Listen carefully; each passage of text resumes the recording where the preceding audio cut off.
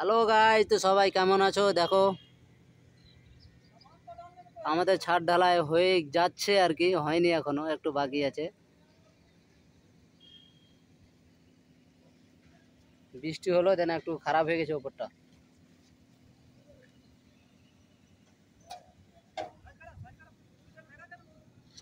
এর উপরে আরো দুটো স্ল্যাব মারতে হবে, কবে মারবো জানি না, আল্লাহ কবে মারায়, আল্লাহ কবে আর কি কাজটা করাবে আর কি, শরীর স্বাস্থ্য ঠিক থাকবে।